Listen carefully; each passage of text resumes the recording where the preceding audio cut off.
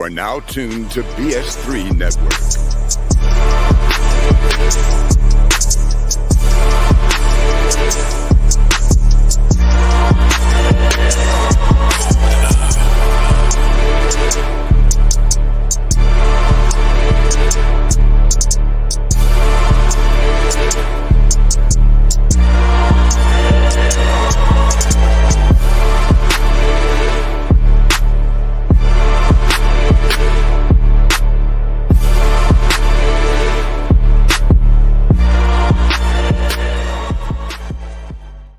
Bring back that beat, DJ. I mean, except the fact that you were down in the basement there. You know I want to be at that.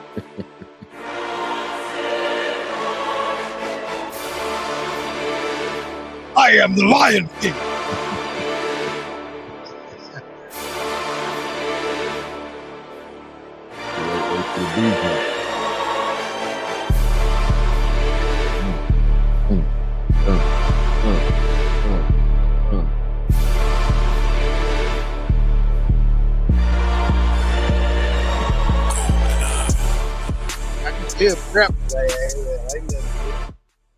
All right. Welcome back to the Fourcast. We are almost there. We are almost at the Fourcast. We got about 4 minutes at a Fourcast last week. Wilk should be here in a minute, but we are glad to welcome back King Doc to the show and to the panel.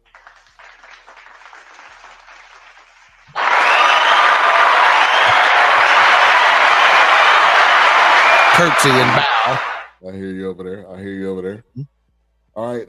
So on tonight's episode, we will be reviewing the piano lesson, which is available on Netflix. Another great Netflix movie. There's been a lot of good movies that have been on there.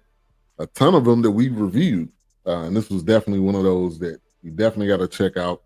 And we'll go to Doc with the breakdown of it, but this was directed by Malcolm Washington, which is one of Denzel Washington's sons, and also his other son starred in it. And I believe his daughter did something, maybe some of the screenwriting. So I mean, this is a Washington family event. But before we get to that and give Wilkes an opportunity to come, so hopefully he will be joining us momentarily. Because I didn't get to touch on Jamie Foxx's situation, right? From last week. So let me I don't know. I intentionally did not watch the show as a result. I wanted to just give my own thing. I didn't want to be swayed by anything y'all had to say. And, the wifey and I, of course, we watched it. And the first thing I said, because you out of Terrell, Texas, you should have did this in Dallas. You should have did this in Texas, as far as I was concerned. Now, I understand why. He said Atlanta saved him. So I get that. That's where the medical event took place. But when you come back, you're a Texas boy, come back to Texas, man, and just think about Jerry World or either Texas Trust CU Theater. He would have sold that thing out. Imagine what he did with Jerry World. Imagine if he decides to tour right now. It may break it. Imagine if he decides to put out a gospel album right now. It may change the face of gospel music, period. Right. Because of the situation, because of his talent level. It's a crossover artist like no other. And they already know that's where his roots are kind of are. This is like a return of the prodigal son. He could break it. Okay. Yeah. And like I said, I understand why he did it in ATL. Now that's some real stuff. He looks older around the face. He got some bags around the eyes that I've noticed right off the bat. I said he aging. And and my wife said, why do he like manly white women to be his wife? And as I started to type that note, she goes, "Don't say that." I'm like, I'm kidding. I gotta say that shit. You said it because hey, too late. Right. But I will say this, man, I probably owe him an apology because I was right there with some of these folks on some of this, something strange, something's fishy going on. Okay. During this whole situation. But after this show, I said either Hollywood is much better than we give them credit for, to pull all this together, or that's the realest MF you'll ever see. And I lean toward realest MF you'll ever see. And my mama said something growing up, try the spirit by the spirit. You don't need nobody to tell you what's going on. Let your spirit confirm. And I'm telling you right now, my spirit leaning toward realest MF you'll ever see. And that's just talent. Yeah. Now let me ask you this. Yeah. You think it was funny?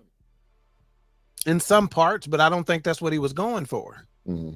You know, okay, think about it. Dave Chappelle ain't going for funny either necessarily. The face of comedy in and of itself is changing a bit, right? In fact, some people like Dave used to do David Letterman and Jerry Seinfeld, and there are a lot of people who are touring. Even Mike Tyson, from what I understand, are touring, and they're calling it a comedy special, but they just talking. You know, because you're gonna get a few chuckles, but I don't think it's traditional comedy in the way it was supposed to be. So no, I'm not gonna say it was quote unquote funny, but I'm gonna say it was good. You know, it hit the mark. It did exactly what it was supposed to do. You know, and I think to me it was more so it was mislabeled, because it was like, this is a comedy special, but it was really his testimony. It was really him telling his side of the story. And he's so multi-talented, you know. And you got comedy was only gonna be a small part of it. Jamie Foxx. You're gonna have a piano on stage. You're gonna have, it's just gonna be what he's gonna do. That's part of what he does, you know. Right. So yeah, he put some comedy in it. But anyway, I don't want to belabor that point or take this up with that, but I just wanted to make some comments on that. And I think at the end of the day, man, basically because of what it is, the feel good situation, I'm probably at 4.5 mics with what Jamie Foxx was last week. You know, it's only because a 5 is so special. I toyed with giving it a 5, man, but that's 4.5 all day long, just simply because of the feel good nature of it, the realness of it, you know. The emotion that he showed, I don't think you can. That's real, man.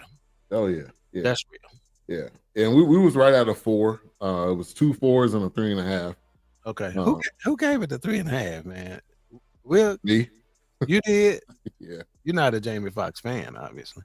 I am. It was it just wasn't funny. I mean, it wasn't supposed to be funny. What you talking about? It said a comedy special. I was expecting it to be funny. It wasn't.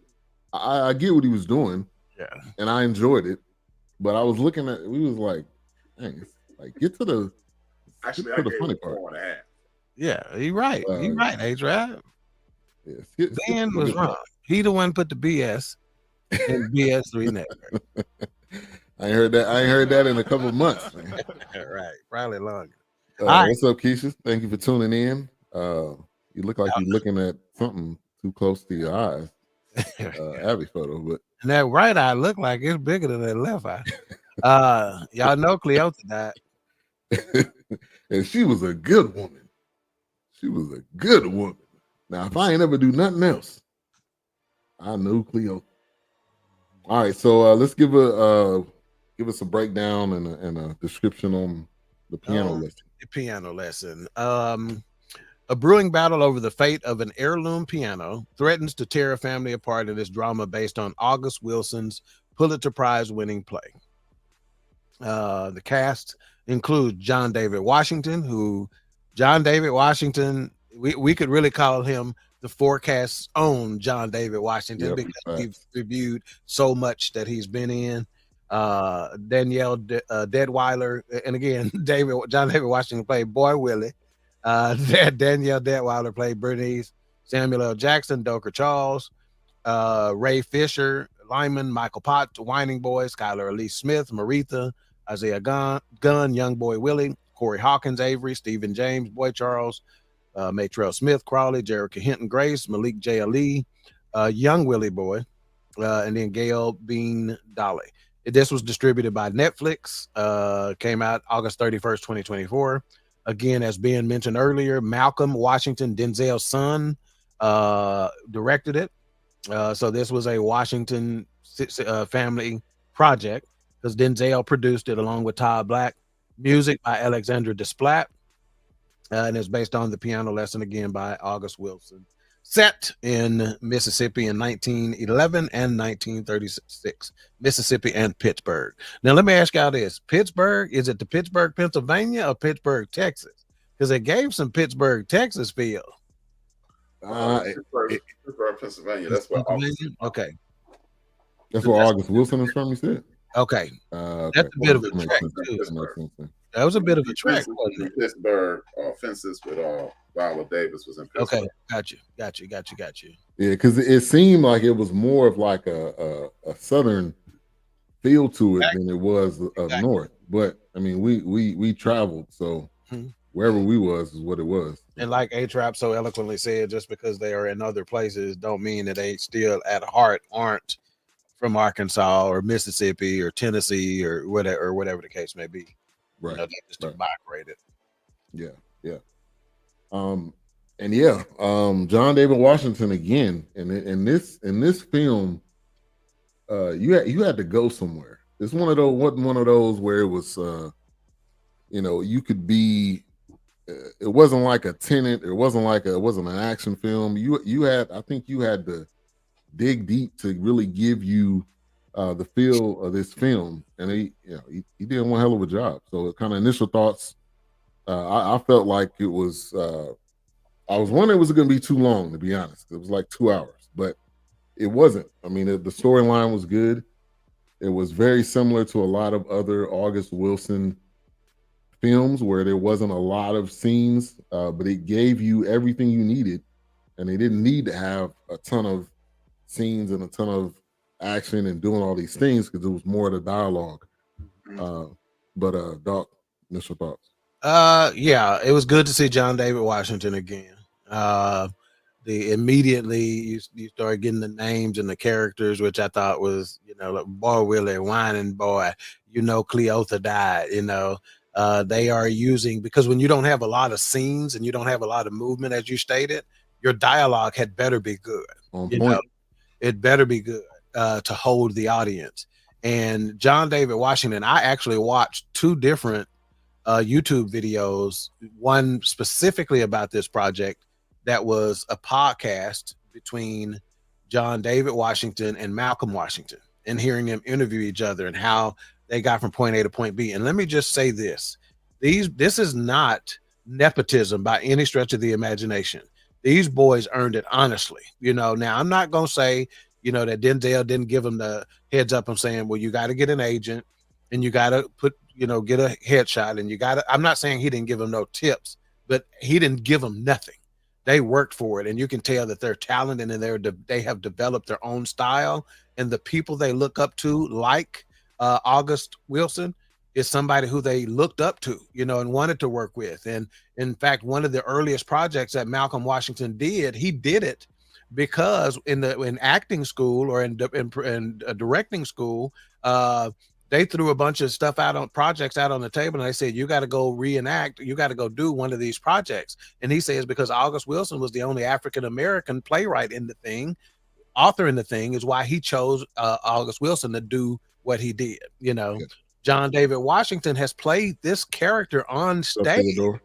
Yeah. Okay, he's played this on stage, and he said, I did it differently in the movie than he did it on stage. And Malcolm said, yeah, you sure did. I was wondering. He goes, that's the kind of artist John David Washington is. He goes, part of being an actor in a situation like this is you got to bring something different to a character. In this movie, the piano lesson has been done by a couple of different people in a couple of different settings. Yeah. So, yeah. Man, A-Trap. Well, I like August Wilson, first and foremost. We spoke about August Wilson last week. My first impressions is this was another excellent opportunity for us to understand who we are, where we've come from, and how we get down. Like things that stuck out that y'all mentioned were the names.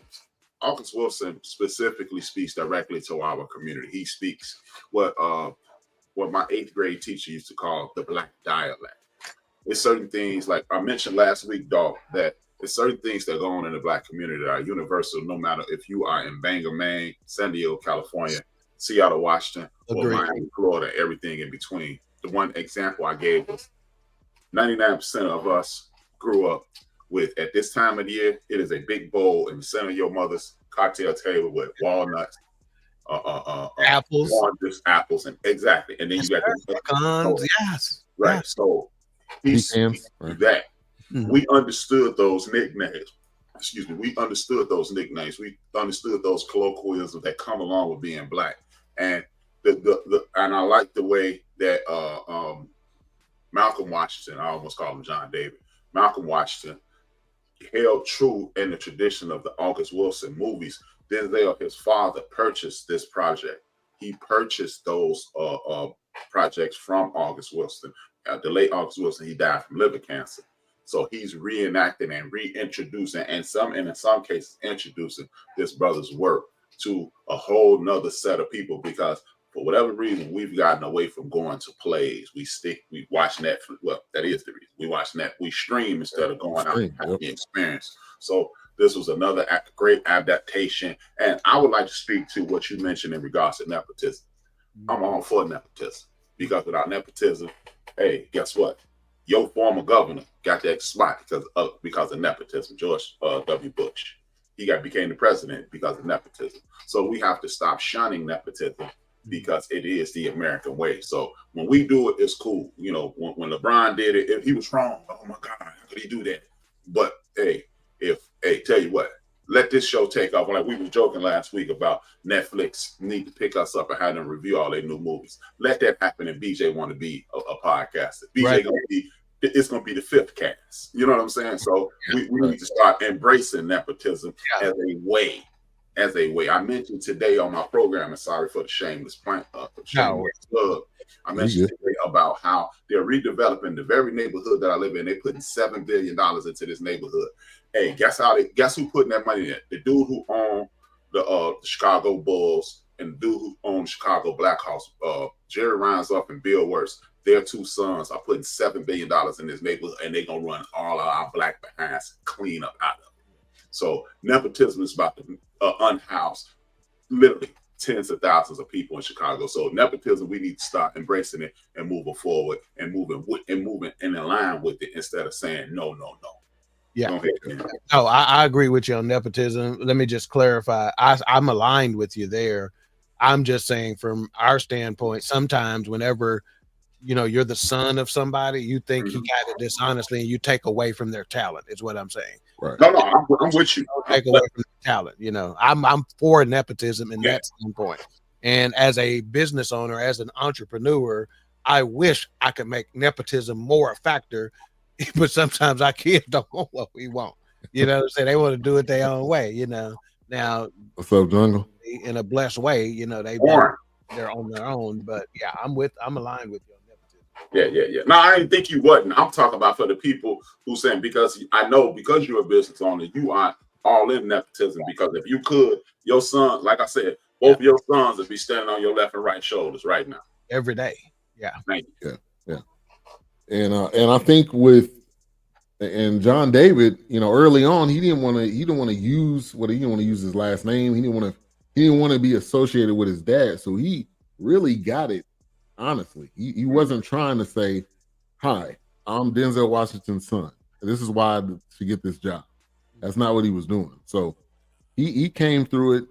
Malcolm Washington. This is really the first time I've seen or heard of him in something. So again, he's grinding it out. I mean, he's been given a great piece of work with the piano lesson, but also you gotta deliver too, which he did. Wilkes, in the building. Hey, what's going on? What's up, homeboy? What's going on? Mayhem. I don't know if you've been behaving since I've been absent, but the shit cuts out right now if you have, because it's time to get comfortable. Yes, sir. Break out the cocaine and the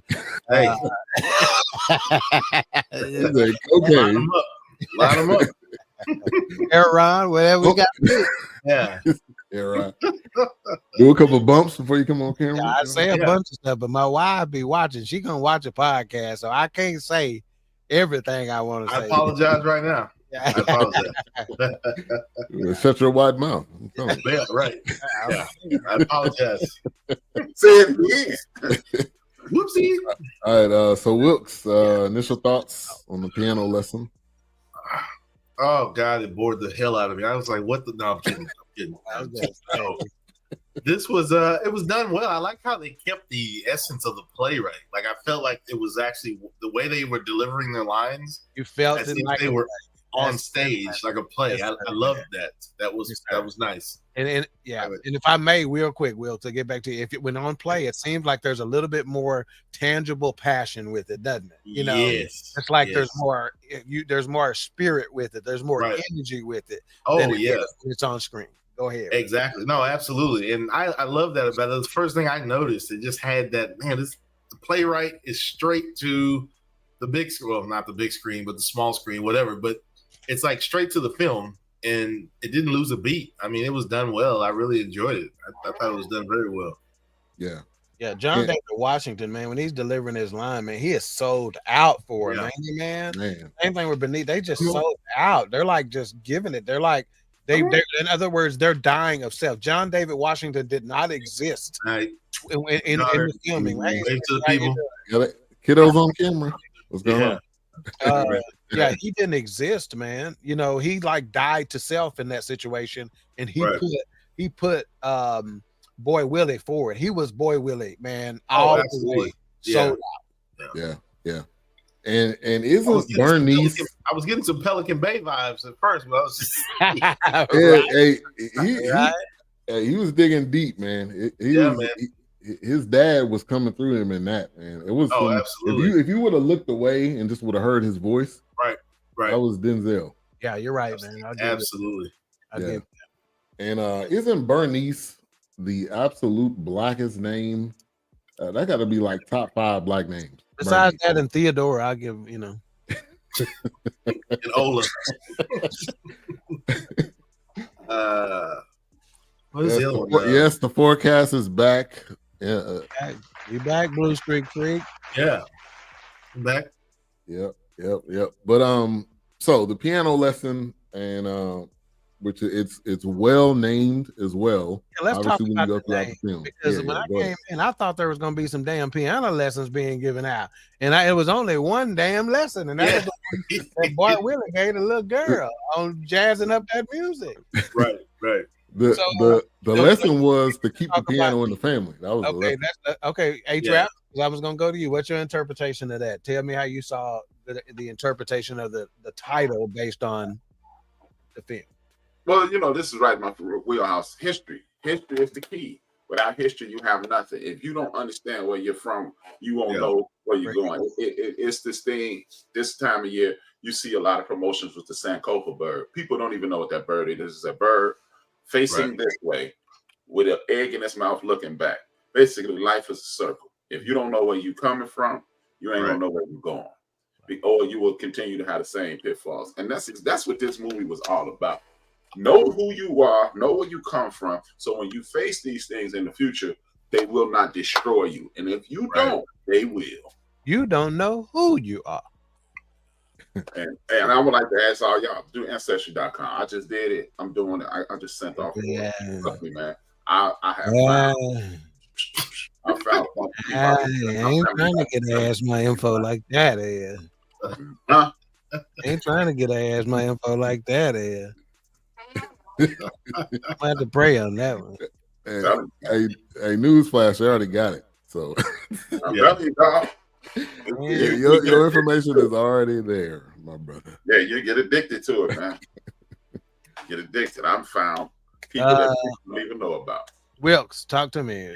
The title versus, you know, like I mean, the piano lesson was going to be a piano, because I didn't know anything about the play or anything like that. Yeah, me either. And of course, that's what I was thinking. I was like, is it going to be dabbing in somebody learning how to play the piano, and they're going to fall in love with them? You know, right? They're going to become this big star, and they're going to fall from grace. You know, I didn't know, but But then after I was watching it, and then of course when Samuel Jackson's character started kind of going into the information.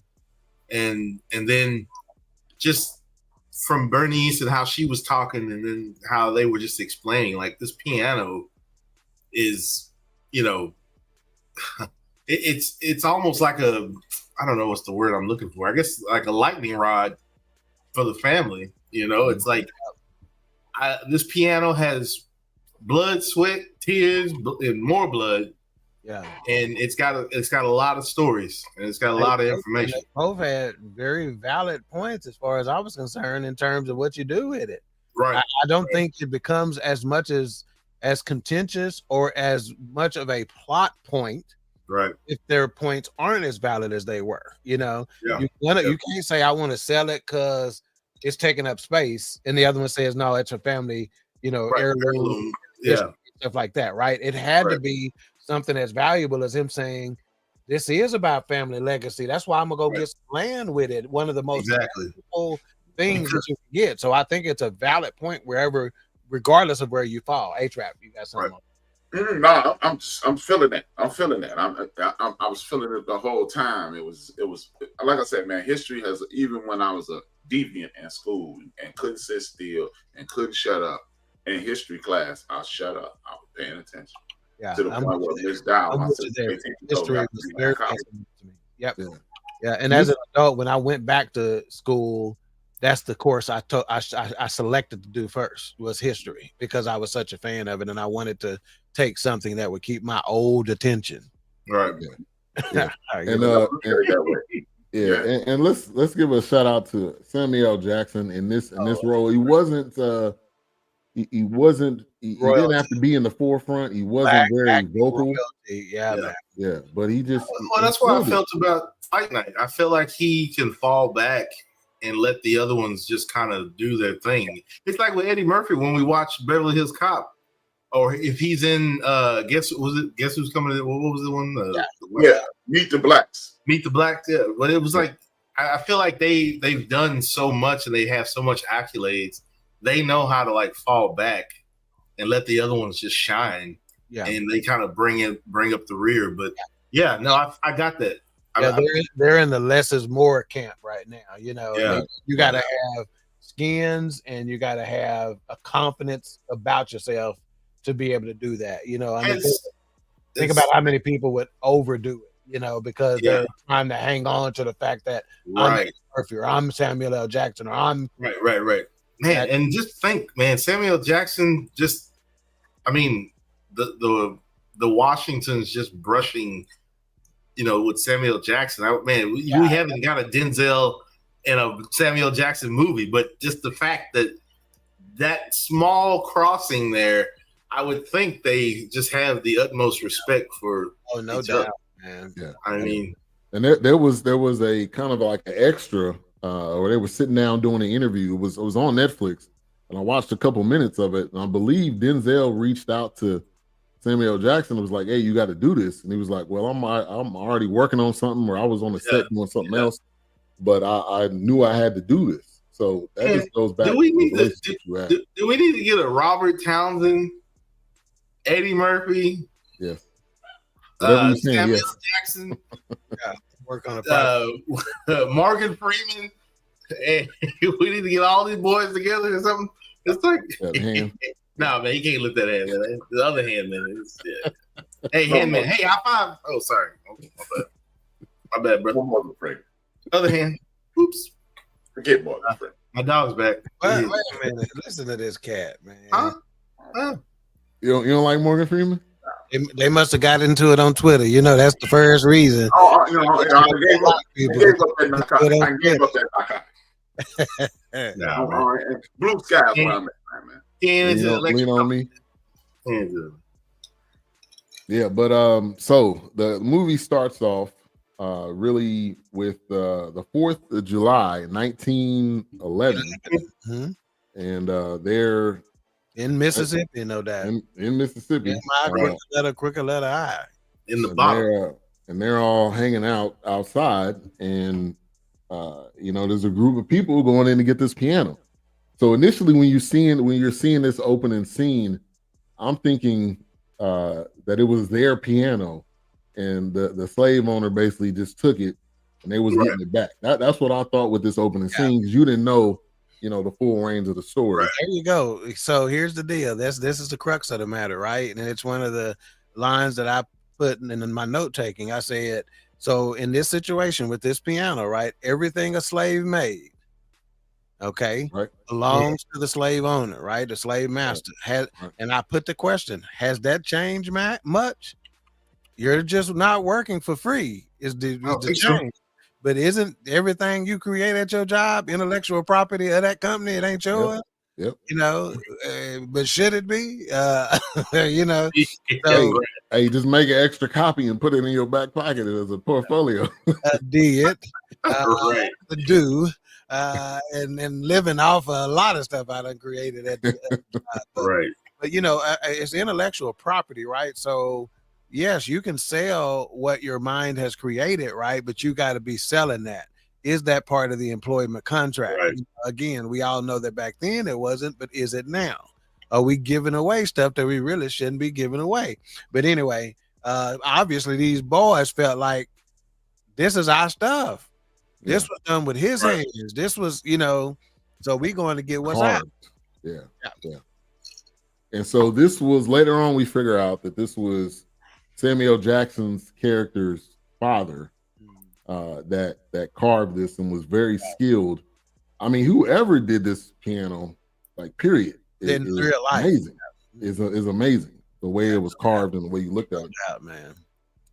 So yeah, they basically came to got the piano, and they end up coming and hunting. You had a piano with your mama and daddy, right. and brothers and sisters, and all that kind of stuff, man. Right. What you gonna do with that piano? Right, and it's sitting at Karen's house. And it's like, you selling it? Like, come on, Karen. You don't need this piano, Karen. Yeah, come on, man. Come up off of it, Karen. Come up off that piano. What you got on my piano? You've actually seen this in another industry. Mm-hmm. Talk to me. If you ever had Uncle Nearest whiskey? Yeah, the whiskey, Jack Daniels. That's right. They won, and they won the intellectual property rights, right? Mm-hmm. And the money that they won from that's what they started Uncle Nearest with. His daughters, right? H-Rap? Yep. Granddaughters. Uncle Nearest with whiskey. Drink Uncle Nearest, not Jack Daniels. Yeah. From we was on social media every day, and I cleared a bottle the other night. Thank you, Uncle. Appreciate it. What's up, CJ? Yeah. Building. But think about it. I mean, we all know, especially being exposed to H-Rap, we all know how many products are like that out there, you know. Oh, absolutely. Credit for, and the world thinks it's somebody else invented it or created. Well, that's what we said about Henrietta Lacks, and or somebody that, you know, with the Bill Graham wasn't the one that started the phone. Stop. Mm-hmm. Hell, rock and roll. I mean, we can go to any industry. I mean, the lawnmower, the spark plug, the traffic light. Yeah. I mean, the golf team.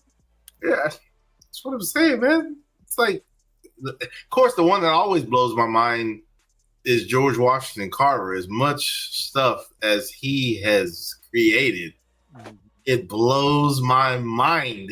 It's just like, what? But it's one of those things where it's just like, we've got the creative rights. Yeah. Peanut butter and jelly. That's all I put in my belly. Yeah. Peanut butter. Peanut butter, jelly time, peanut butter. Yeah, that must be jelly. Oh, sorry. Damn, don't shake like that. My fault. Sorry. Oops, that's my jam, Ben. That's my jam. Yeah, wasn't jam the milkshake before the milkshake became the milkshake, if you follow my meaning? Jam was bringing the jokers to the yard, not the milkshake. Damn right. Jam. Oh, jam. Jelly, jam me. Oh. Sorry. All right, so that's all they gave us at the beginning. Basically, they got the piano, and then people came looking for him. He ended up getting away. So I was like, okay, cool. The guy got away. Later on, which we'll talk about, we figured out he didn't get away. He only got away temporarily. He stayed. Did he stay to throw them off of the other brother? That's what I got from the store. I saw. Yeah. H-Type, you see it the same way? Yeah, of course. So. You if you're gonna pull off a cape of this magnitude, if you're gonna go on somebody out and take something, somebody got you got to take the L for the somebody gotta be the fall guy. Mm-hmm.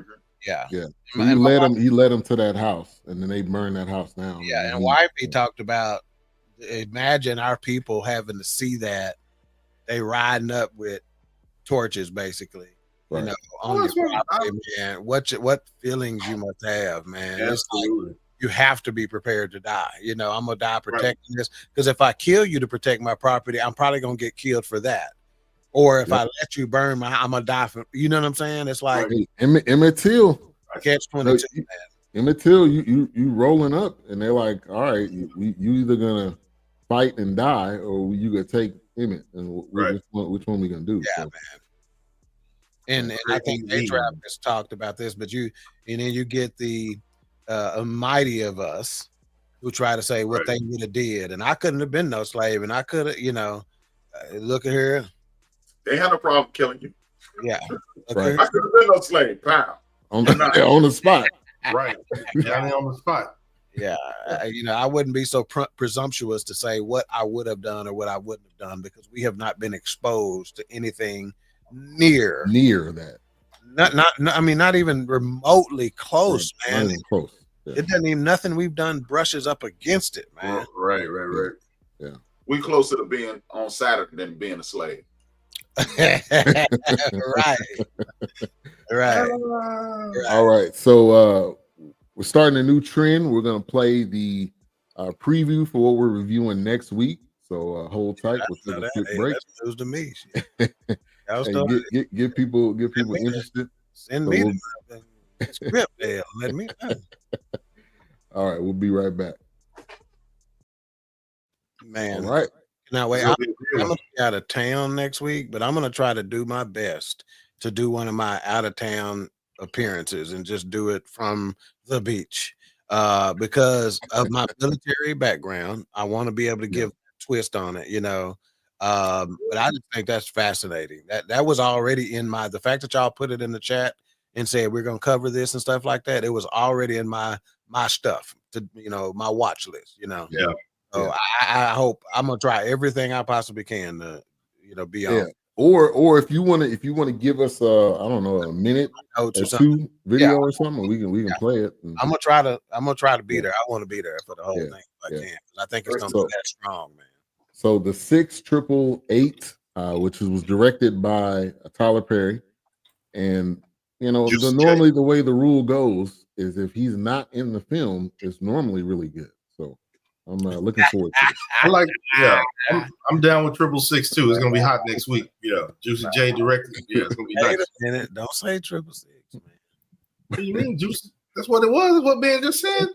Don't say 666. That's what Ben just said. Some black people is out automatically when you say 666. Oh, you be like, now you got to give me an extra penny now. Yeah. Let me give you this penny back. Like don't split the pole stuff. So. Exactly. But definitely looking forward to that one. Kerry Washington seemed like she's in rare form.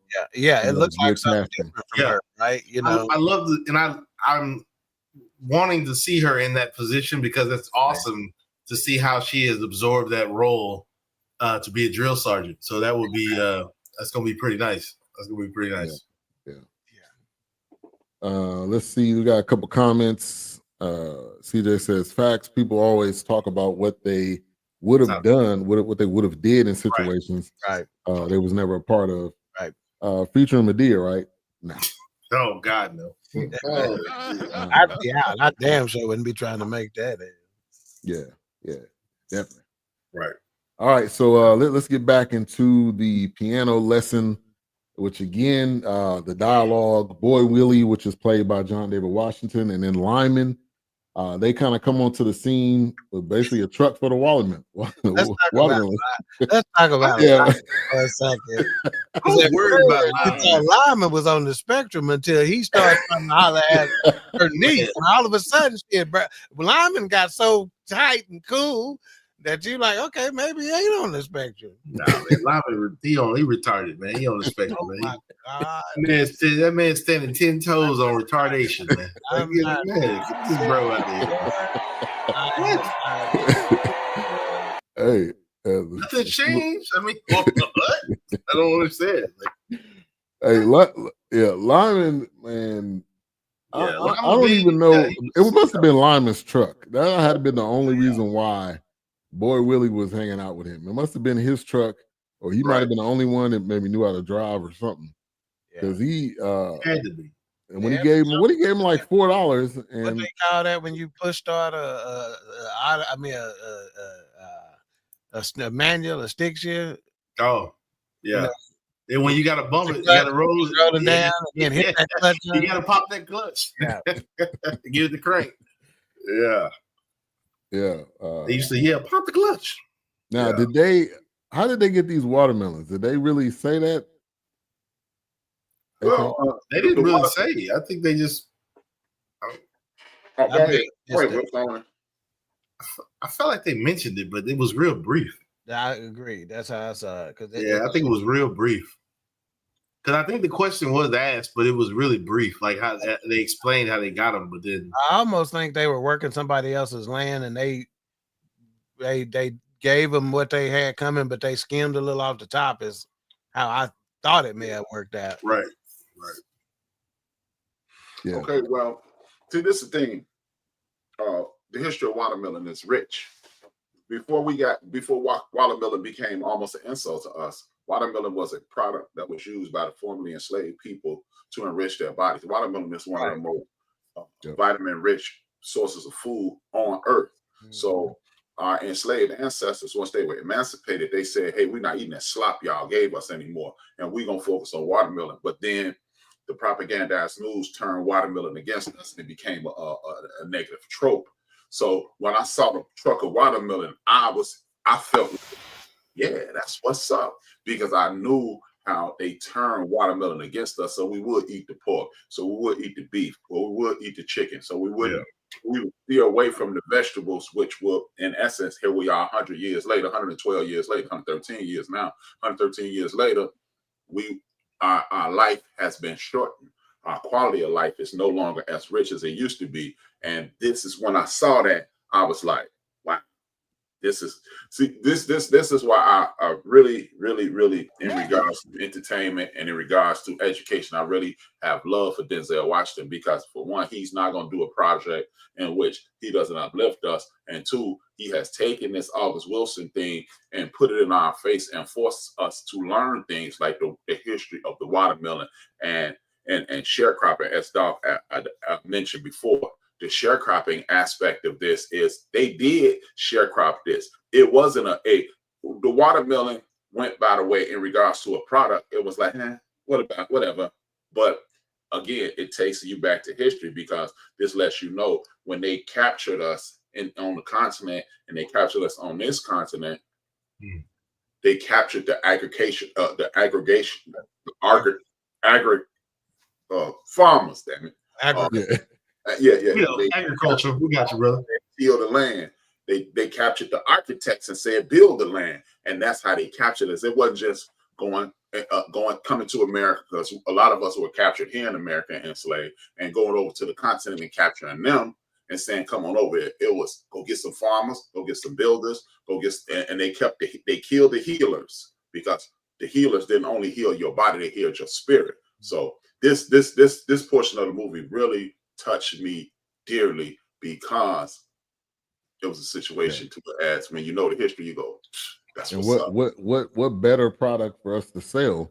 Because like you said, watermelon is very cleansing. It's probably I think one of the top fruits that is also hydrating as well. So it helps like clean you out and all that. So yeah, some of my best margaritas are watermelon margaritas. I'm with you. And put the extra guave, baby. Put the tahini on the rim, baby. Yeah, extra guave for me. Let's go. And bring me some more of them nachos. Yeah. But as soon as Boy Willie came on the scene, like fast talking, man, this is what I'm doing. This is what I'm about to do next. And Bernice, where you at? Bernice, where you at? I mean, the character I felt like was great. We all got a family member, a cousin, or somebody. Oh yes, you got an idea, you got a plan. You putting it together. You trying to figure something out. But I just need now. Ben knows my brother. He already know. You gonna set them plates. Talk to me, Will. Talk to me. We don't know him. Tell me what we. I love my brother to death, but he's just like my dad. They always have these ideas that's like, hey, we're gonna do this. Da, da, da, da. My brother is always like, he want to sell plates, and I'm like, Chris, that's not me, man. But but you're more prone to give them away. Yeah, I'm more prone to just give. Yeah, exactly. But with Chris, he's like, hey, man, I see something going on there. Yeah. But that's how my brother is, and I think that's a great aspect for him because Chris has always been like that. So I love him to death. But that's just his. It's like, hey, you got the talent that I don't have, but I have a talent that you don't have. But if we can collab, it's one of those things. Why are you giving away what we can say? Yeah. Yeah. Exactly. I'm like Chris. Yeah. Chris, that's my brother, man. I love him to death, man. That's my boy, man. That's my boy. He gonna make it work. my baby boy gonna make it work, man. He gonna make it work. Yeah. But boy Willie he had a plan. He wanted to get this land, but it was like, I got one piece of the money already. And then we can sell these watermelons. And then the third part of the plan is you got to sell this piano. But what was he calling it? Was he calling the part, one part, two part, the third part? What was he calling the piece? What was he calling it? He was calling it something. Oh, yeah. He had old school. I don't know if he said one part, one piece. I don't think it was piece. No, it wasn't a piece. He was using a particular word. Yeah. It made me think of my mother. That probably made me think of my mother because he used to love when Jeff Bodine used to say, I know my gazentas. Yeah, 3 goes in the 9, 4 goes in the 16. Yeah. I got all my percentage. But that last piece, man, it went on to sell that piano. And then when you see the history, and then later on with everything that happened, and he's like, all right, I don't need to play that piano. Me or what was it?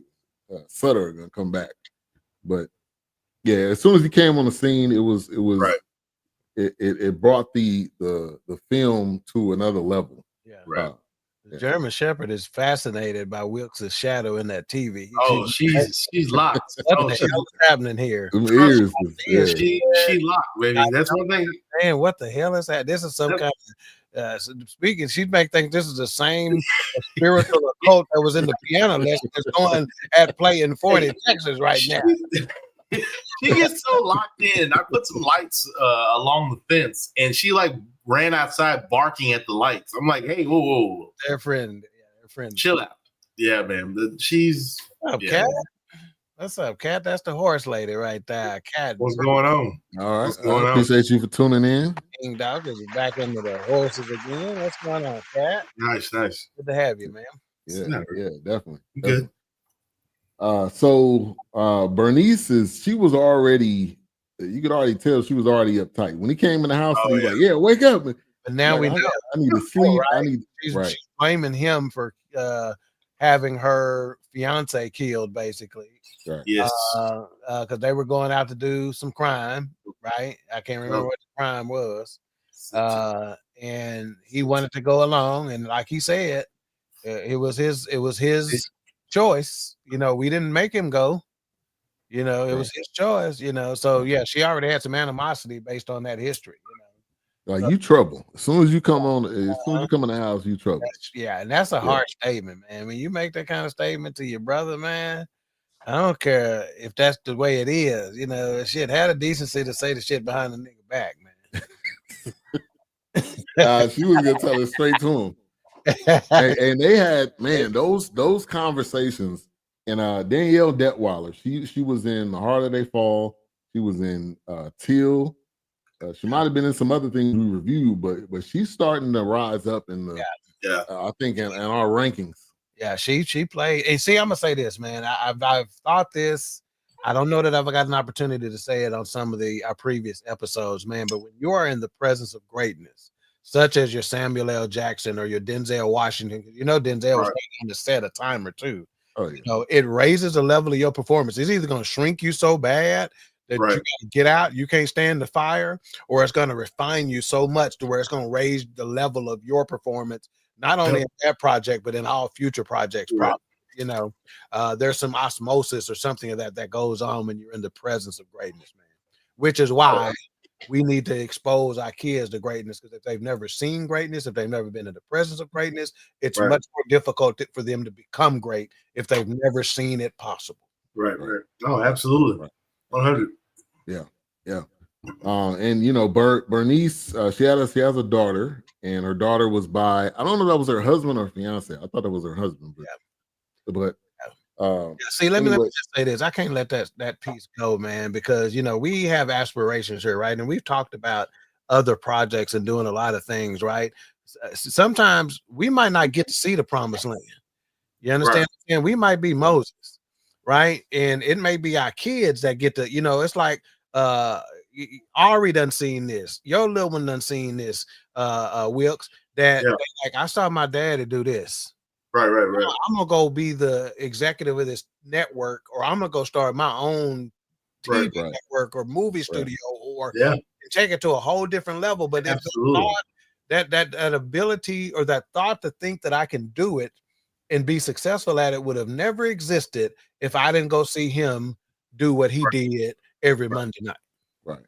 Oh yeah, absolutely. I think that's very important, and I think that's what we're seeing with the Washington family. I think that's what we're seeing. It's one of those things where it's like, hey, my dad did playwrights. My dad started on TV. He started here. It's one of those things where I think we're seeing that greatness. I mean, moving into directorial status, moving into directing and acting in it. I mean, it's just, oh man. Which is why we might need to be putting the new Gladiator on this thing. I don't know if y'all done talked about that or not. Denzel. We haven't, but I've seen it. It's a different Denzel too, man. It is. Yeah. And he still got that. I need to watch it. I had to watch it. I need to finish my man. he still got that. But I need you to be my instrument. You think you can do this with me? Right. That finger. Yeah, Training Day meets Gladiator. Yeah, right, exactly. Training Day in a robe, exactly. Yeah, pretty much. Yeah, but so Bernice is trying to really lay low. She really don't even want to touch the piano, right? Because she has memories of her mom used to have her play it, but she felt something. These spirits, these spirits when she would play it. So she didn't want anything to do with it. But she didn't want to get rid of it because she knew that this was one of these things that needs to stay in the family, not just for me, but for my daughter and for the future generations. Yeah. And so when she talked about the blood and the sweat, I mean, like that was pure passion. That was all and it was. The fact that she used to shine it up for her every time she played, right? Right. So significant, she's like, I shined it up for you, play something for me, added a whole level, another level of significance to it, man. Right. And let's talk about Boy Willie, because we have, we got people on both sides of the spectrum that want to maybe keep this in the family, and others are like, look, if we sell this, we can flip this and do something else. So let's talk about the Boy Willie perspective, A-Trap. Well, the Boy Willie perspective is a dual. It gives you a dual mindset. Do you, it presents a question. Do you sell your heirloom to move it, to advance, or do you maintain them and build around them and enhance them? And that's the problem that we have. That's one of the problems that we have in the northern part of the country.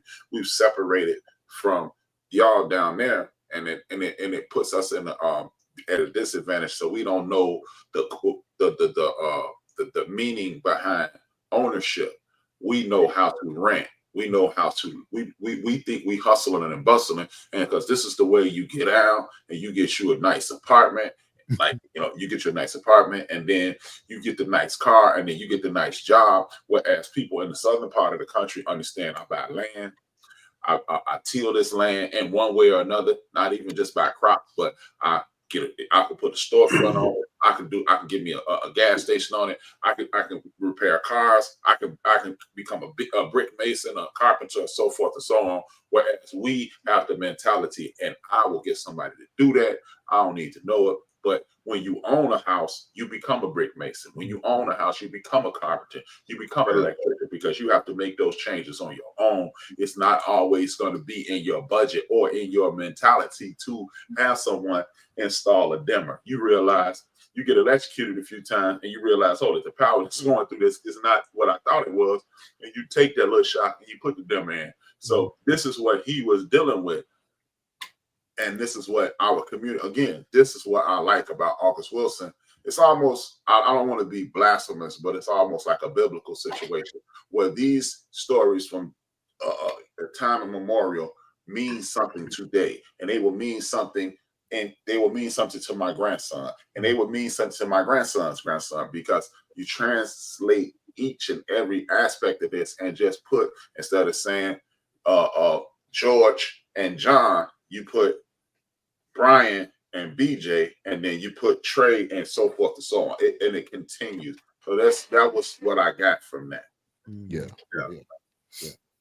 I agree. And the intense conversations between Boy Willie and Bernice, like they need to make short clips of that, because that was just powerful. And you get into, sometimes you get into an argument to where you don't hear anything, and that's when the noise just went silent. You just so focused on arguing with this person, trying to get your point across, that nothing else around you matters. And they did a great job with that. And let's talk about Winding Board for just a second. Michael Potts, John David Washington and Malcolm Washington, in this podcast that they talked about Michael Potts being an underrated legend in the industry, man. And he played a character, like he was not a member, he was not blood related to these people, right? And what it shows is, like, back in the day, how there was this family friend that was just like family, man. And we don't see enough of anymore. You know, like, he is just as much blood as anybody who absolutely has that same DNA, you know. And it's like, nobody could say that. If we didn't tell you he wasn't blood, nobody would have known. Right, you wouldn't know. Yeah. Sam. We had a neighbor like that when I was growing up. His name was Mr. Cole. And my grandfather and him would rip and run the streets. Mr. Cole was a shade tree mechanic, but he knew his stuff. And I mean, him and Glennis, my grandfather, and of course his name was WC. I don't know what WC stood for, but probably. What's that connection? Yeah, Mr. Cole was like that. He was just one of those, you know. I remember days I'd be walking home walking from the bus. Then go ahead.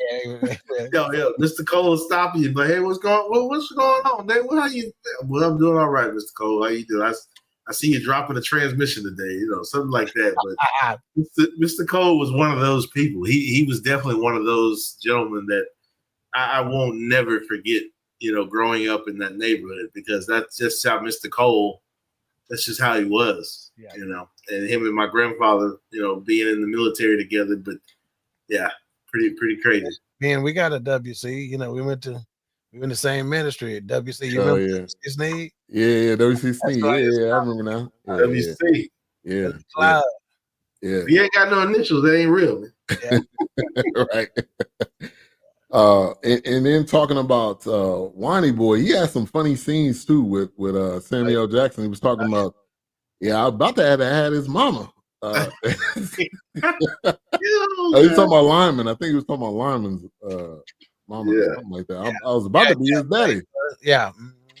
They knew Lyman, like every time. Y'all remember Lyman? You know, you could tell they was all from the same place. Right. And he kept saying that too. Y'all, you remember Lyman? Yeah. But I think that, like A-Trap, like you said, like we all been saying, is that we're such a community, even though we don't live, you may not live down the street from somebody. Right. We say, hey, you know, like you just said, you know, right. Sneed, I mean, you know, we know people like that, or people that are similar to that type of person. You know, when A-Trap talked about that earlier, about how things that are universal for the Black community, right? And he talked about Christmas and being associated with an apple, an orange, walnuts, pecans, a candy cane. There are some Christmases, man, and I got emotional by it because of just how much God has blessed me, right? But there are some Christmases, that's all I remember about them. I don't remember a gift, man. I remember a stocking with an orange, an apple, nuts, pecans, A knit stocking.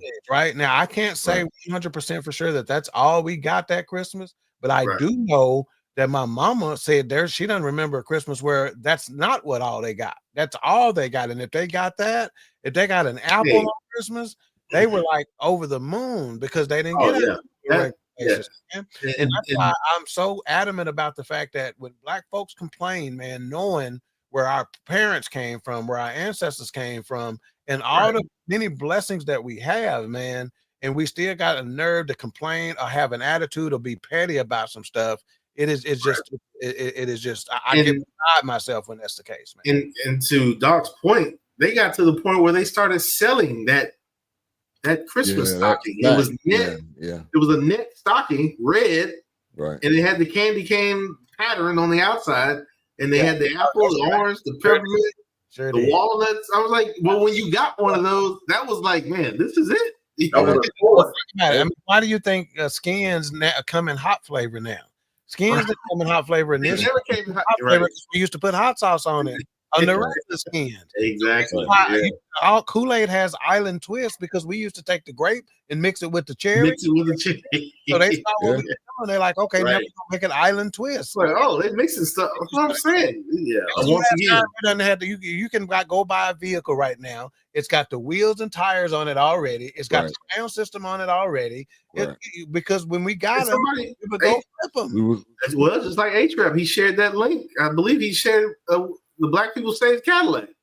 Cadillac wouldn't have been where it is. Had Black people been buying Cadillacs. So it was sort of, once again, it's one of those things where we put our weight behind something and there it goes. It's big.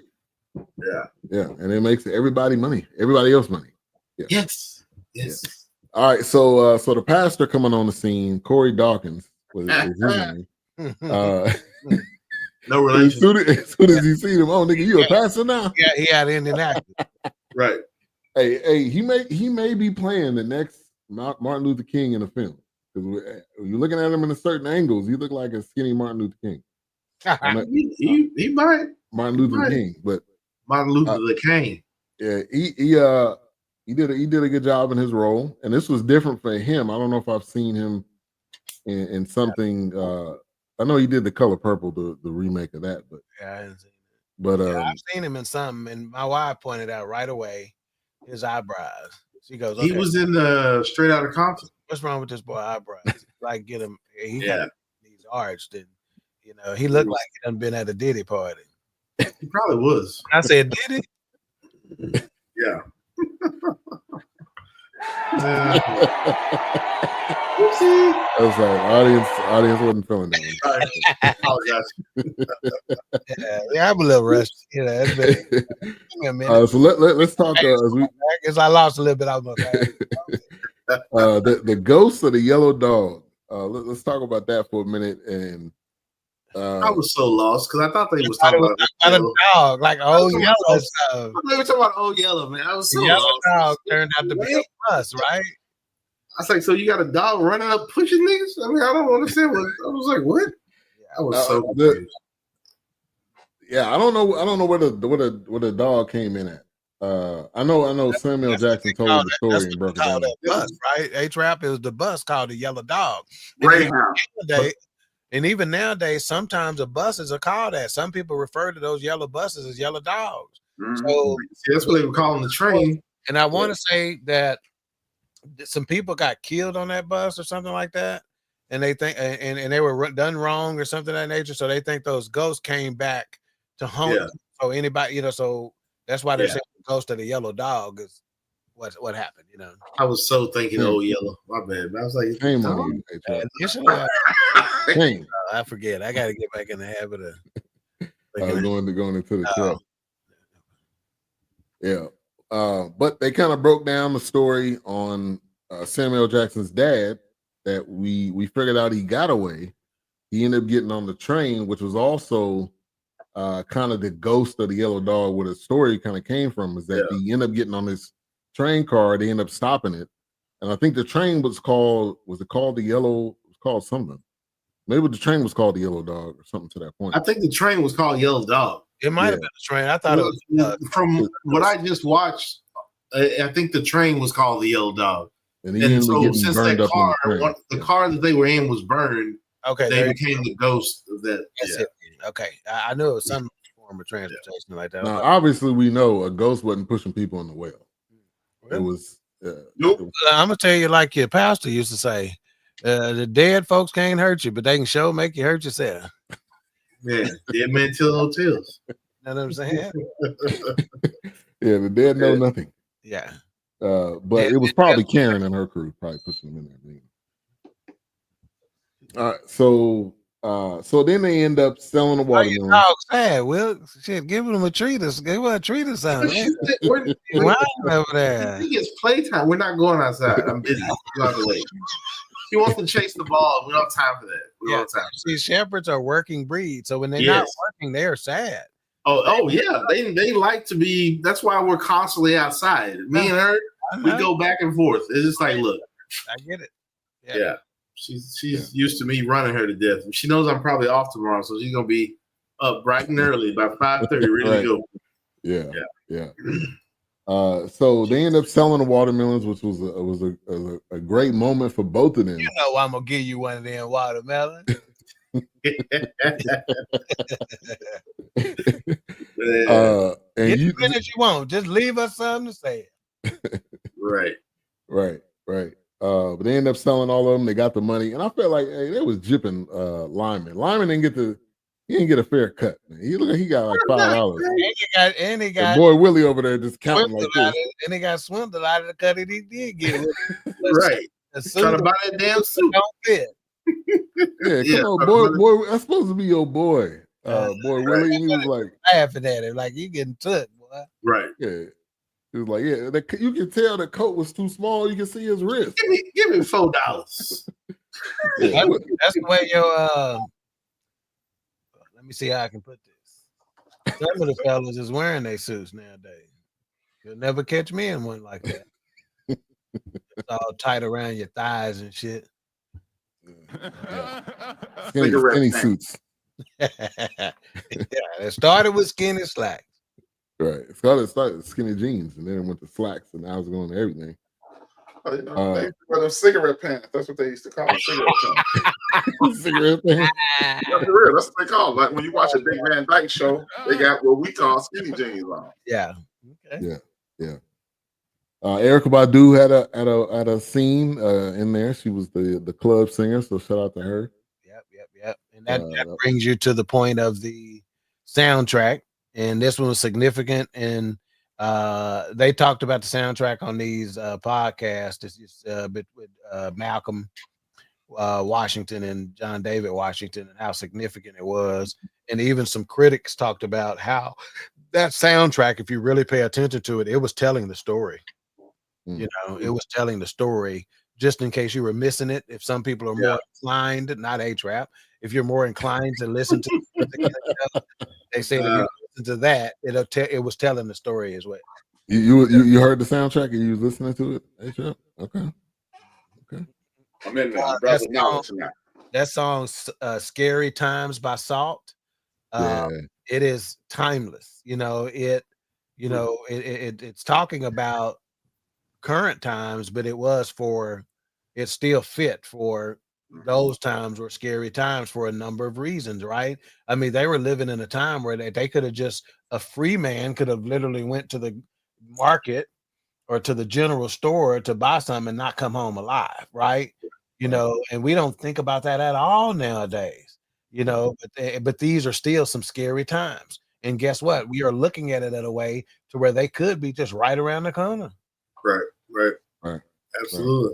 But if you step up on me, I got this hammerless 357. Man. I can my right pocket because I'm right-handed. Still hand on my pocket. Drop his brains in the left area. I hate to feel his middle back. I will castle doctrine your ass. Right. We ain't talking about hard castle McCormick. Look here. McCormick seasoning.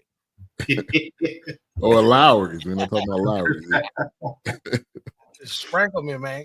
Yeah, exactly. All they want. Man. All right, so we kind of rounded out. The film kind of comes to a head when Bernice, as much as he tried to avoid the piano, and her boyfriend tried to come in and bless the house. Let's not get sexual here. Come to a head. Let's use some other terminology. Not that. I got some new viewers on here. Lima Beans was trying to get sexual. I don't know what he was doing. Yeah, wasn't he? The pastor was like, "Now look." He was feeling him too, though. That's what we missing. Yeah, right. He was. What? He was. Feeling. I get. Yeah. He almost, but he almost had her, and he gave it a perfume, and he was like, "Yeah, when you put it right here, when he laid down, he was grinning." Right, because he was grinning like A-Trap used to do when he got a number back in the day. That's all we cared about. He just got the brand new fruit. Nigga, I got a number. Yeah. How many numbers you get, man? I ain't getting out, man. Right, tripping. And he was looking at that suit, because when the guy sold him the suit, he was like, "This is a lucky suit," because he didn't get lucky at all at night. But then he was like, "All right, I got in good with that other lady wanted to feel the drink. He probably would have got lucky. She was drunk. Yeah. And then he buying the suit, and boy Willie just pull up in what he had on all day. Right. You didn't even need this. I don't need no suit, man. And pulling them too. Right. Pulling them. Out in the back. What is that cake though, man? What's that? Yeah, the paper. Oh, absolutely. He had game too. He was. I don't even know. He probably didn't even spend no money. He seemed like the one to be holding on to the money and spending everybody else's money. He talks himself out of it and into it, man. Right. I was a little late on the notification, but wifey said yes, it was definitely a train, the yellow dog thing. So okay, he was on top of it. Appreciate that. Appreciate it. So pastor tried to come in and bless the house, and he was like, "Bernice, I can't do it. You got to do it." And he ain't wrong either. Before you start messing with them spirits and stuff like that, real. Hey, you got to be ready. You better be girded up. You better be ready. You better be right. So Bernice, and she knew what she had to do. She didn't want to play it, but she went over there, and that scene, which is what is on in the background of where us right now, made me think of A-Trap. Made me think of what you've been telling me to watch the show, and I finally watched it. Lovecraft Country. Lovecraft Country. There was a scene. There was the episode in Lovecraft Country was pretty much this. Well, where they had some spirits in the house, and she had to, bring, summon her family members and stuff like that. But I'm gonna tell you like this: if you are a member of the Fourcast, of our crew, if you are a viewer and supporter of the Fourcast, you already know. From day one, A-Trap has been giving credit to the ancestors and coming in a way, and I know you've started to hear about this more and more every day, right?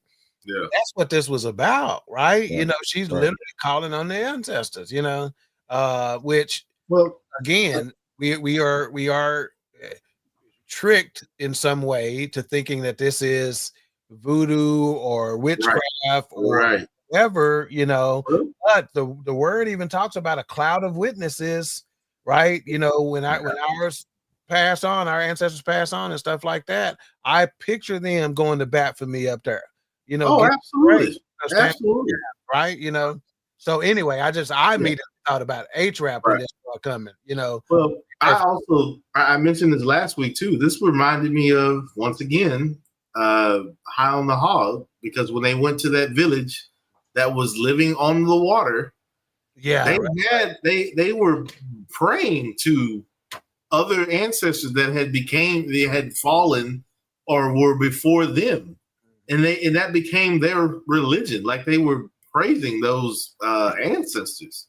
Yeah. So it was they carried that with them, and like Doc said, we've been tricked into thinking, the Gullah people are they're voodoo worshipers. Oh, you calling on evil spirit? No, we're not. Yeah, and I'm not gonna try to pretend like I got it figured out, but the truth is somewhere in between. It ain't black and white like you think it is. Right. Oh yeah. So this scene here, that scene that we're talking in the background here, absolutely. I mean, I think it's 100% directly a feasible thing that exists. Yeah, feasible. PH or F?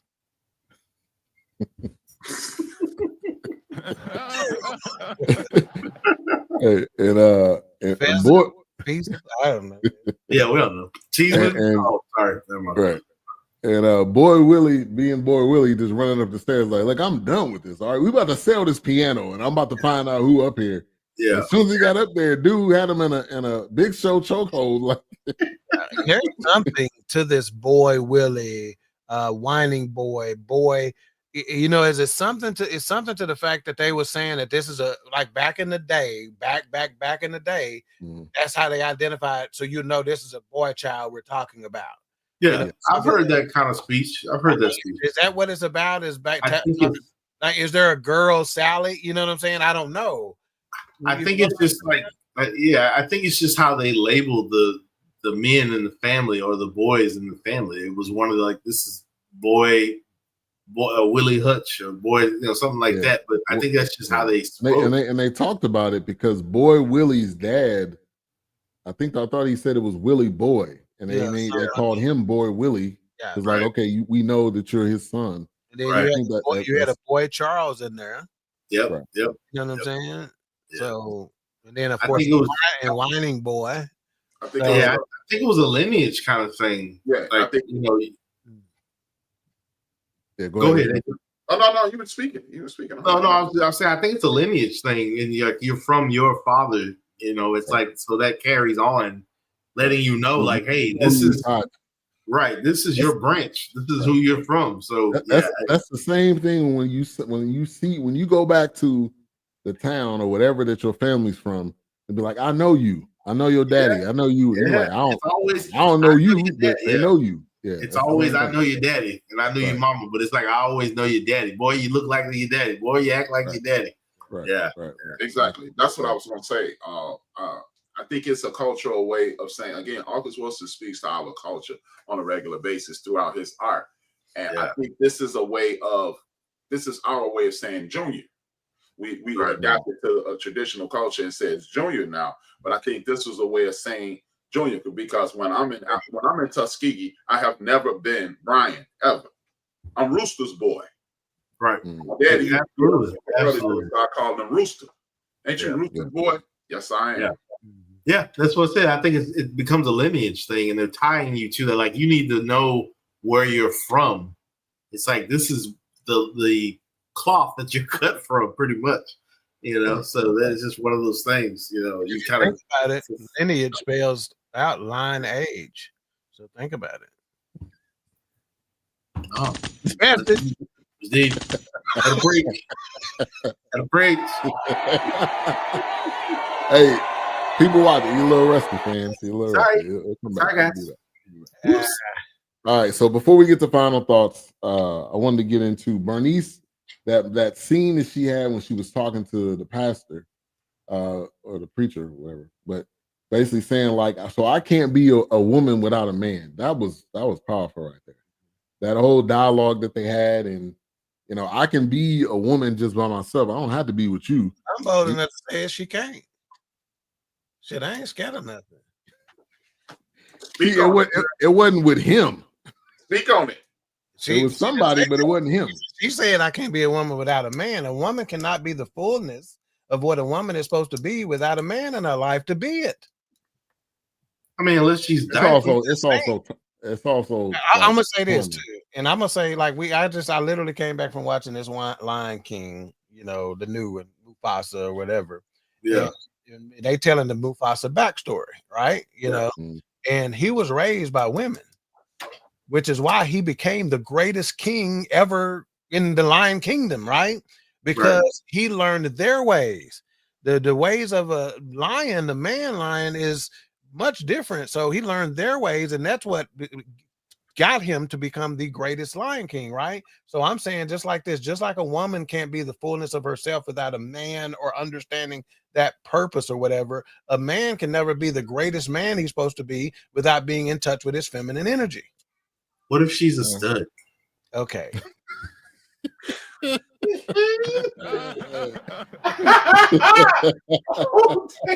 Okay. What? I mean,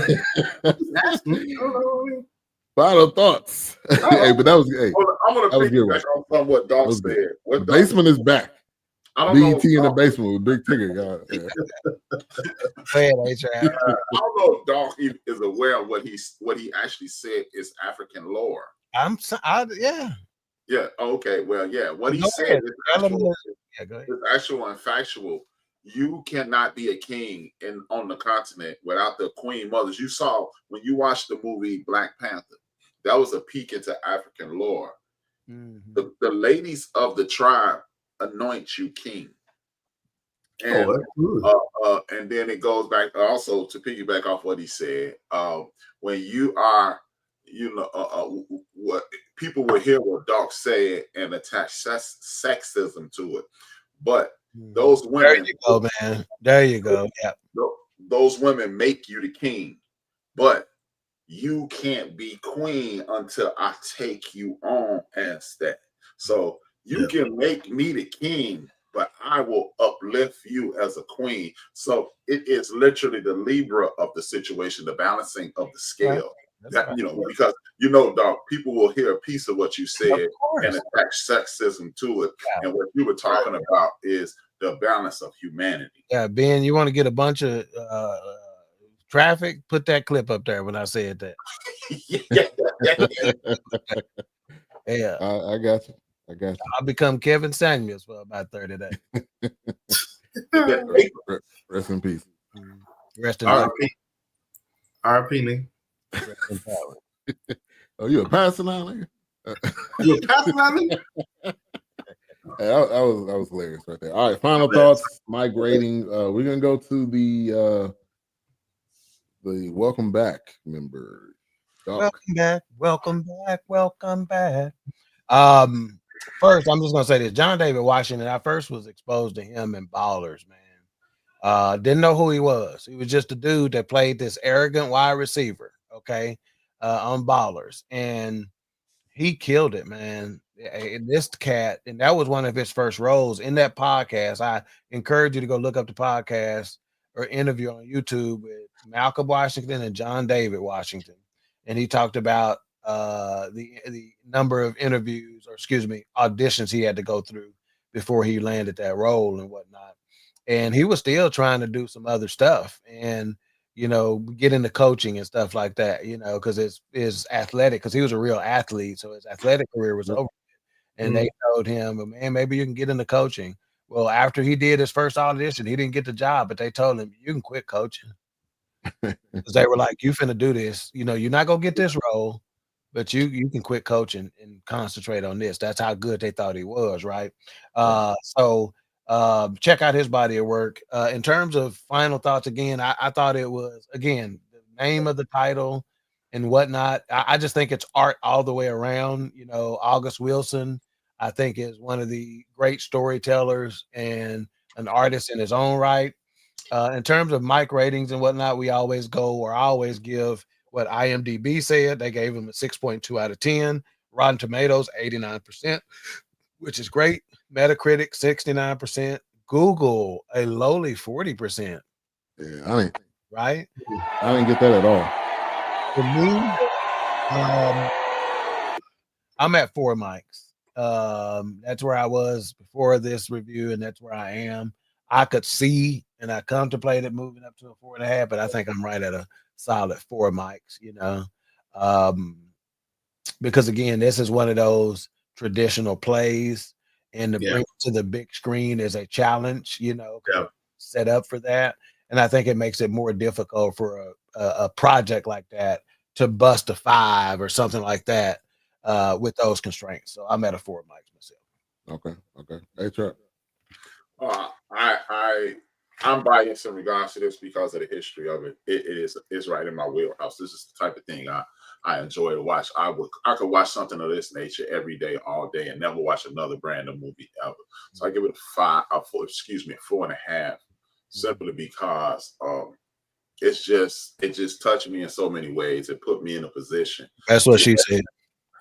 Hey, long as it ain't, he said. But the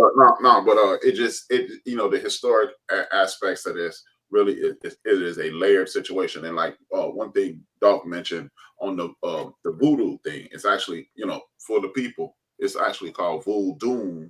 And one of the things, because these are still the gully people all throughout the South. And if you doubt what Doc and Wilkes said earlier, what I want you to do is realize this. There's a small island, half an island called Haiti. We know it as Haiti.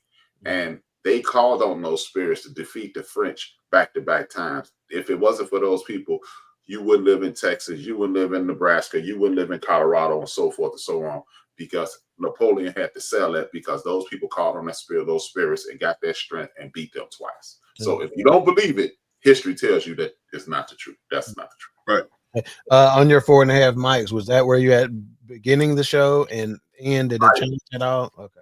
But I'm openly saying I'm biased. Yeah, I got you. It's probably a 4, but I'm saying 4.5 because of who I am. Respect. Because of my love of history and our community. Respect. Yeah. All right, Whoops.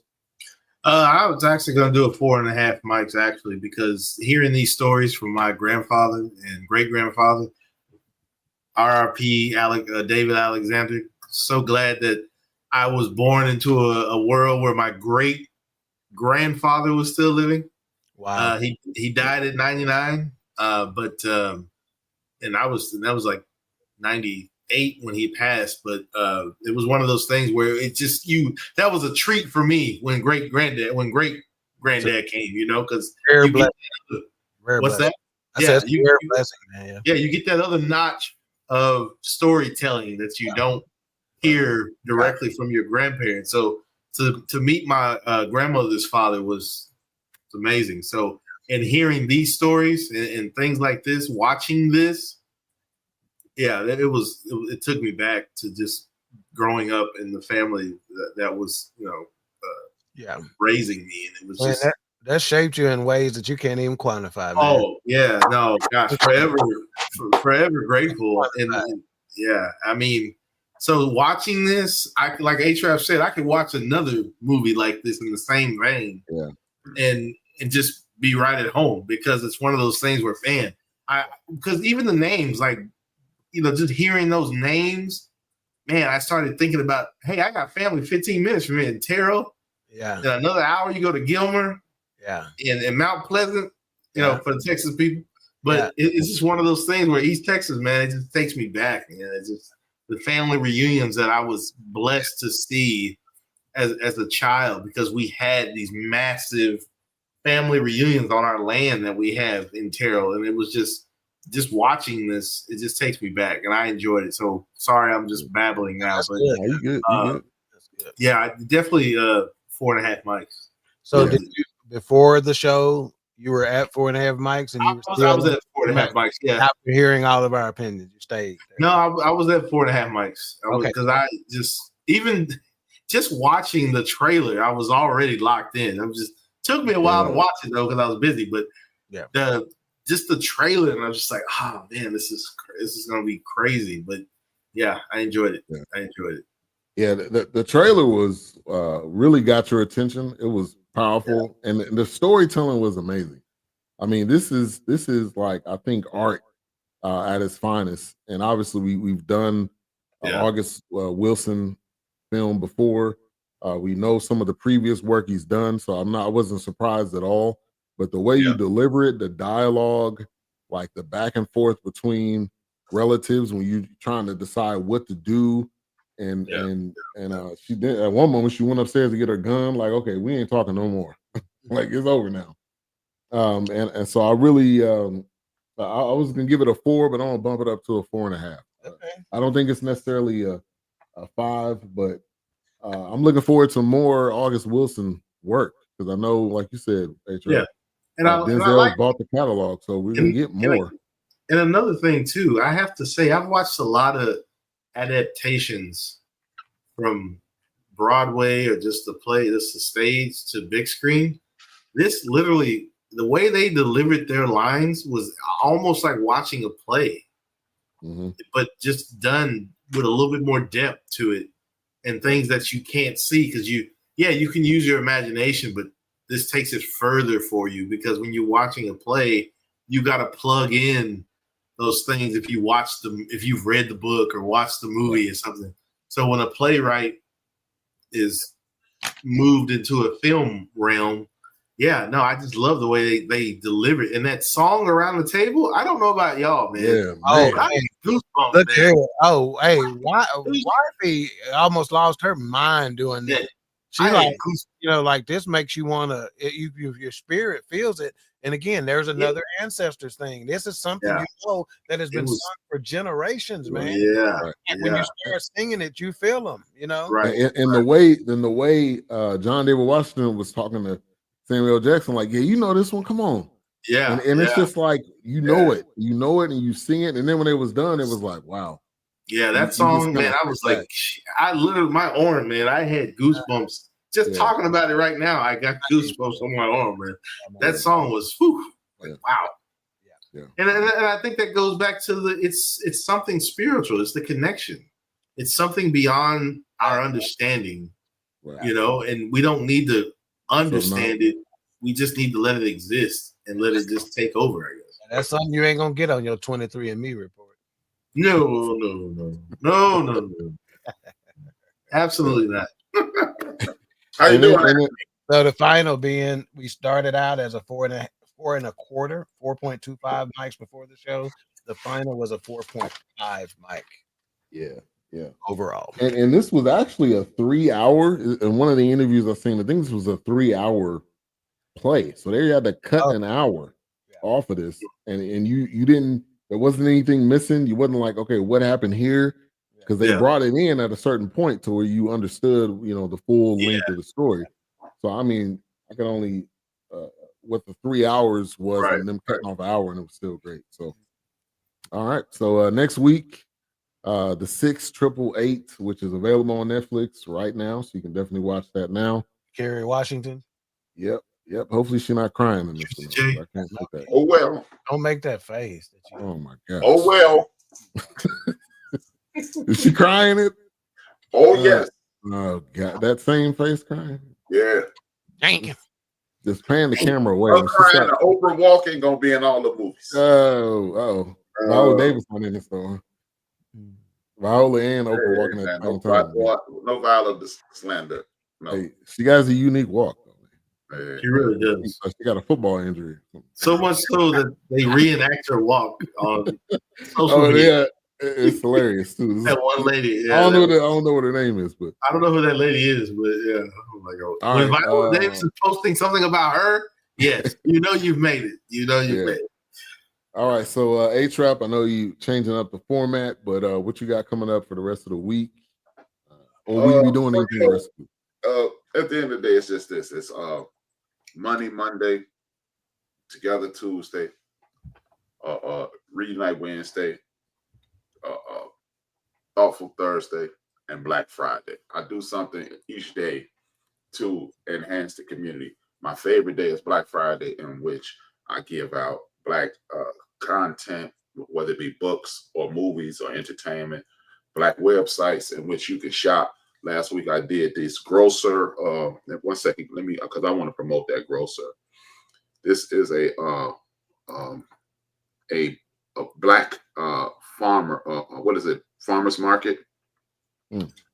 Black farmers market. Let me pull it up. It is called the Black Farmers Market Index, and it is an app called the Black Farmers Index. That's the Black Farmers Index is the website, and Fresh Farm is a Fresh Farm 24/7. It's the app. Those are two separate entities in which you can tap into Black farmers and have them ship you things. Again, I butchered that. It is the Black Farmers Index. That's a website, and the app is Fresh Farmer 24/7. And that is an app that you can upload and get produce and things sent to you by Black farmers. Something I do think we need to tap into. And so it's going to be a little bit of something every day. Today I did. If you want to go to the End of the Bench Media on YouTube, I talked about how they're putting $7 billion into this community, and that will price working class people out of the community. No matter what you look like, you're going to be gone. And if you want to continue to play this game of capitalism, oh, well, I'm a capitalist. Well, capitalism is what puts your behind in those chains. So go ahead and be that, or you could be a scientific socialist, which means you are out for a profit, but you're not out for a profit to the point where you're going to kill your neighbors. Love thy neighbor as you love thyself. Remember that? But, you're a Christian, so I know you love God, you love Jesus, but you all about the bread. Yeah. My bad. Make a post, if you don't mind, A-Trap, with the Black farmers information on it, like links or whatever, how to order and that kind of stuff, and tag all of us on it, so it can get. I'll drop it in there right now. Yeah, absolutely. All right, so I'm gonna do both of them because last week I did. I'm gonna send both of them to you guys right now. The last week was, what is it? It was Actively Black. Actively Black was a company. It's the company, that really kills that lie that African people don't deal with American people, American Black people. The reason I say that is this: in the Olympics, the American Olympic team was outfitted by Ralph Lauren Polo. Actively Black outfitted the Nigerian team. Mm-hmm. So this all Africans don't like us. Well, they just told you that's a lie. Yeah, and I'm telling you right now, the baddest hoodie I've ever owned came from Actively Black. The quality, the design, the baddest I've ever owned. I'm looking at an email right now from Actively Black that I will not mark read until I've addressed it. I leave it marked as unread till I'm ready to deal with it because that's how much respect I have for them. Actively Black's got some nice stuff, man. Mm-hmm. If I just send it to you guys, so there it is. So I do something every week. Last week's book was a Michael Harriot book, Black AF History, and the message by one of my favorite authors, Ta-Nehisi Coates. This dude he's at a genius level of communication, but he writes at a level in which a sixth grader could read his material. Yeah, I went to school with a dude that was Black AF, man. We called him Purple. Damn. Like, hey, come here, Crayola. Like, I'm sorry. Darkness, everybody. Sorry. The difference between him and Midnight was 11:59. Midnight Blue. All right. The Return of Queen, Three, and King. Hey, January the 7th, Tuesday, January the 7th. You do not want to miss it. It's almost like I've been released from captivity, so I'm gonna act a fool in a whole different way. So I promise you want to be there. I have not gotten to tease my sisters, the queens, in all this time. So just imagine what they finna have to go through. Oh, I hope they better come with their hair did. and they toothbrushed. Right. All right, A-Trap, go ahead and close this out. Y'all already know it's the end of the year. Most of us, these Christmas holidays, then tapped our pockets out. So if I owe you something, I ain't got it. And if you need it, get it from God. Go on. Yeah, my